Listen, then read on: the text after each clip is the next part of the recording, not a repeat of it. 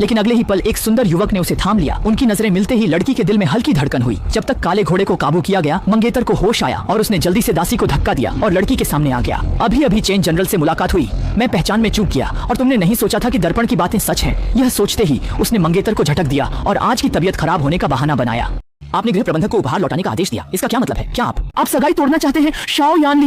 लेकिन हमारी सगाई कभी नहीं हुई। सगाई तोड़ने की बात कहां से आई? हमने पहले ही तय किया था, जब मैं परीक्षा में अव्वल आऊंगा तब मैं आपके घर आकर शादी का प्रस्ताव दूंगा। शाओ साहब, मेरी बेटी सम्राट की चिंग फेंक की चांगले गुंजू है और वह एक प्रतिष्ठित परिवार की सुसंस्कृत लड़की है।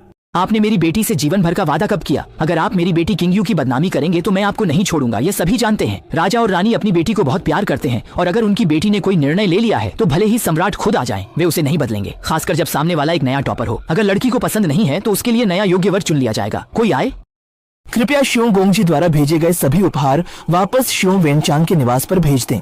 उसी समय सब चले गए और लड़की ने फिर से तांबे का आईना निकाला और उससे पूछा कि इन वर्षों में क्या हुआ। आईने में व्यक्ति ने यह सुनकर गहरी सांस ली। असल में जब लड़की और मंगेतर की शादी हुई थी तो मंगेतर ने राजकुमार के महल की ताकत का फायदा उठाकर तेजी से प्रगति की और 7 वर्षों में प्रधानमंत्री बन गया। लेकिन उसने राजकुमार के महल पर विद्रोह का आरोप लगाया। सम्राट पहले से ही लड़की के पिता की भारी सैन्य शक्ति से डरता था, इसलिए उसने इस अवसर का लाभ उठाकर राजकुमार के महल को नष्ट कर दिया। आज हालांकि लड़की ने अस्थायी रूप से मंगेतर से विवाह संबंध तोड़ दिया है, लेकिन महल की संकट समाप्त नहीं हुई है। लड़की अगर इस स्थिति से बाहर निकलना चाहती है तो उसे मंगेतर को पूरी तरह हराना होगा। पूरी तरह से कुचल दो ताकि वे कभी न उठ सके। अगले दिन दासी